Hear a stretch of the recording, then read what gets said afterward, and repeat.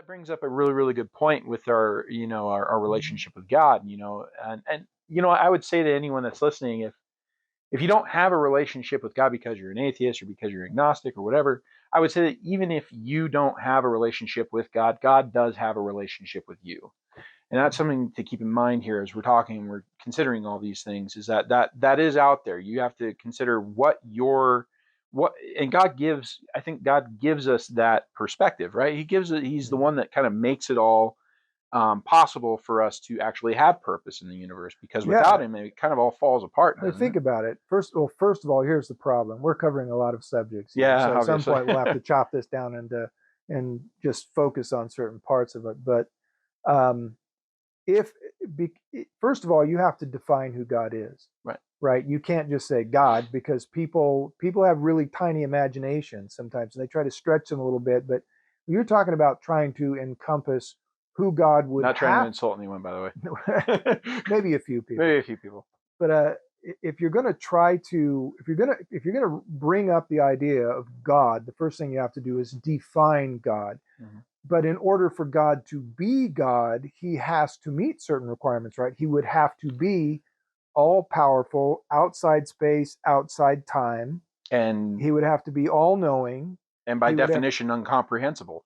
and incomprehensible by definition, Yep. and all present. If he was shy in any one of those areas, if he was not quite all present, not quite Mhm. all knowing, not quite all powerful, he would not be God. He would be a powerful entity, but he wouldn't be the God who created the universe, who created He solar wouldn't be the God systems that we and know. galaxies, the God we know. Yeah. So if there is a God, that is the God it would have to be in order to be God. So, what about all these people out there who believe in, let's say Buddhism and spirituality, and maybe even the Muslim faith and Allah, and they try and take God and they try and squeeze them all into one God Well, that transcends all of it. and when people have criticized God, they have to shrink him down to like so until he looks like a man. Right. So then they can shake their finger at him and say, "Well, if there's a God, then why is there so much evil in the world?" And that's an easy question to answer. Mercy. Yep. Because see, when you say why is there so much evil in the world if there really is a God, or I don't believe that there is a God because how can God be all powerful and good and there still be evil in the world? And I say because of mercy. Hmm. And they're well, I'm good. No, see that's the problem. See, you're defining good based on your idea of what is good, Right. right? So I'm not that bad. Well, have you ever done anything wrong? Well, sure. Okay. But God is perfect and his standard is perfect and Perfection. you don't Yep. meet it. Yep. So, in order for God, because you're right, God has the absolute right and authority to wipe us all out because we are all substandard Hmm. and start over. Right. But he doesn't because of mercy. Because you think that you're not out robbing and pillaging and killing and thieving, that you're good, but you've lied, Yep. right? And he certainly tried to prune the tree a few times. I mean, there was that whole thing Yeah, with Noah and the ark, and you know, exactly. But everybody's lied, everybody's stolen something, everybody's done something right. wrong, and Jesus even made it pretty clear. If you think a bad thought, that's it. Yeah, if If you've you if committed you're adultery in your angry with heart, then somebody, yeah, if you're wrongly angry with somebody, that's not that's akin to murdering yeah, somebody. But it's not to condemn everybody so much as it is to open people's eyes up to have the correct view of what your relationship is and who you are compared to God.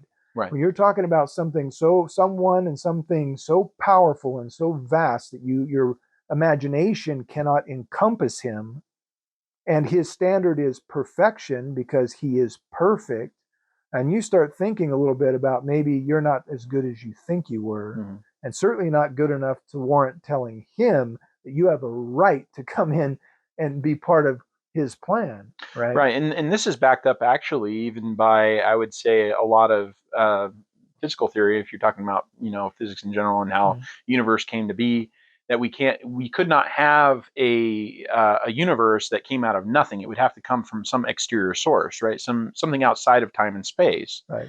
And so, if that's the case, then what else is there but God that could exist outside of time and space to create those things? Well, right. I mean, in the book "Who Is Agent X," they address Great that book, by the because, way. huh? You might want to let the Yeah, listeners know what it's a that good book book. is. But You should read it. It deals with first cause. So the universe is effect.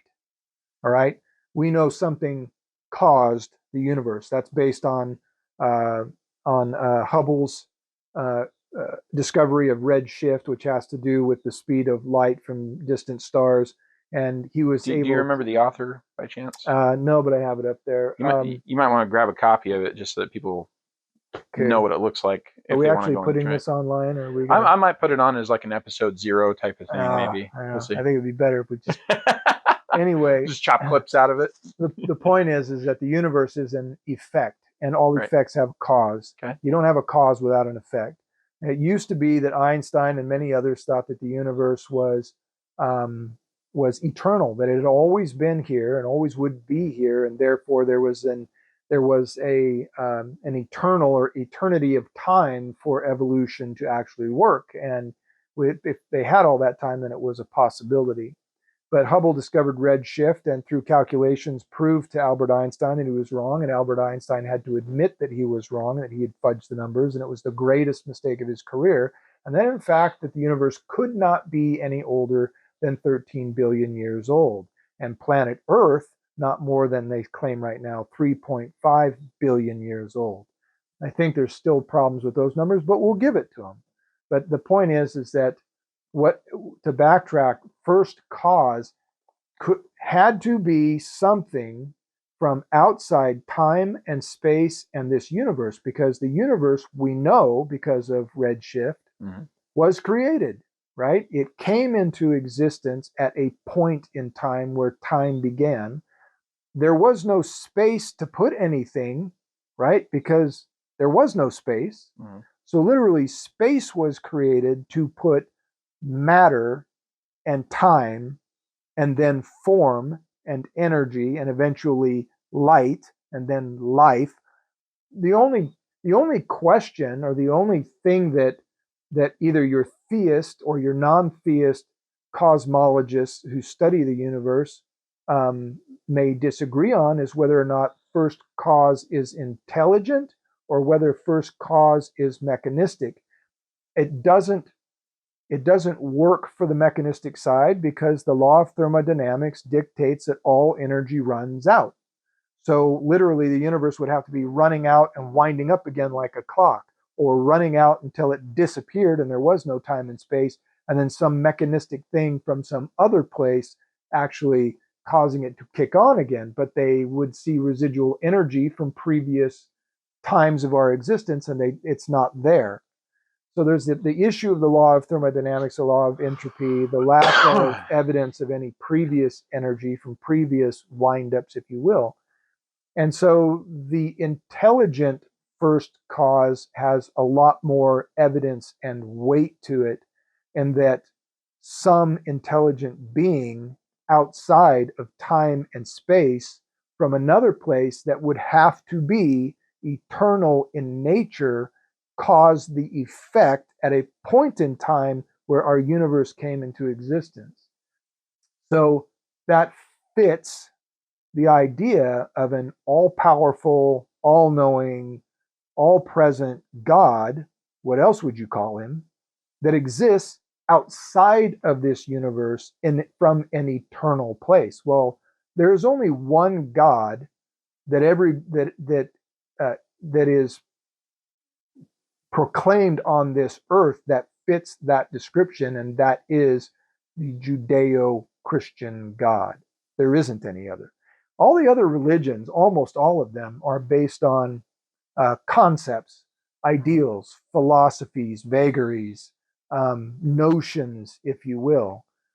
But in Or even borrow from other religions. right? Yeah. But in Christian Judeo beliefs, it's not. It isn't an ideal. It's not a concept.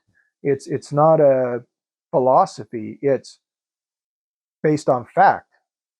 If God exists, that's a fact. And if he does exist and he made us and he had standards for us, and we failed him, and he has expectations of recompense, then that's a fact.